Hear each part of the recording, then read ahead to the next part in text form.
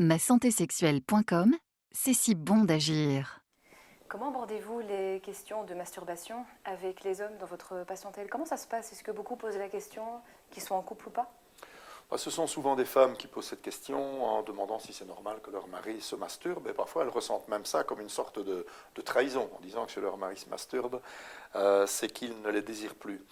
Ce qu'il faut savoir, c'est que la masturbation masculine est souvent est assez relativement mécanique. Et le petit garçon va assez fréquemment découvrir la masturbation comme quelque chose de relativement naturel, qui vient de manière spontanée.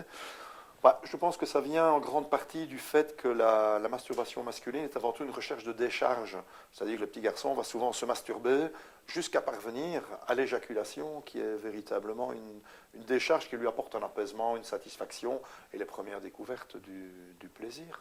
Et c'est vrai qu'il n'y a pas cette décharge, par exemple, chez la femme qui, elle, découvre, donc adolescente, la sexualité, la masturbation parfois plus tard, Oui. parce que l'exploration de son corps est différente, et puis bien souvent, c'est plutôt externe qu'interne.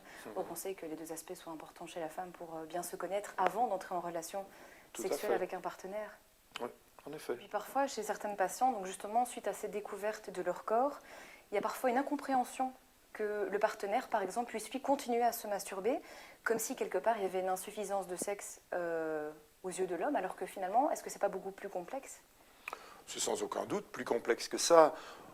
D'autre part, on ne peut pas parler d'addiction. Enfin, tout existe, mais il est assez rare de tomber sur une pratique masturbatoire qui relève vraiment de l'addiction. C'est quand même assez peu courant.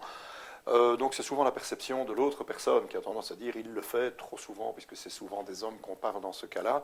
Mais ce qu'il faut bien comprendre, c'est que le petit garçon tout petit, lui, voit son sexe, il est extérieur, donc il va avoir tendance à commencer à jouer avec et à se rendre compte que c'est une source de plaisir potentiel, là où la petite fille le découvrira, en tout cas plus lentement, pas nécessairement plus tard, mais en tout cas plus lentement. Mais je pense qu'il y a vraiment lieu de mettre de côté l'aspect addiction, et qu'en tout état de cause, c'est un sexologue qui pourra diagnostiquer si vraiment la chose est problématique, pour autant qu'il y ait souffrance chez l'un des deux membres du couple ou pas. Mais en général, on peut tout à fait rassurer la femme et au mieux lui expliquer que ce que fait son mari n'est pas du tout quelque chose qui lui prend à elle, mais que c'est un travail de découverte, d'expérimentation, ce que j'appelle personnellement l'auto-érotisme. Voilà, et c'est peut-être même un travail à faire, justement, peut-être encore plus davantage avec les femmes qui ont tendance à pas spécialement pratiquer la masturbation et Absolument. qui ne connaissent pas spécialement bien leur corps, même à 40-45 ans. Absolument, tout à fait.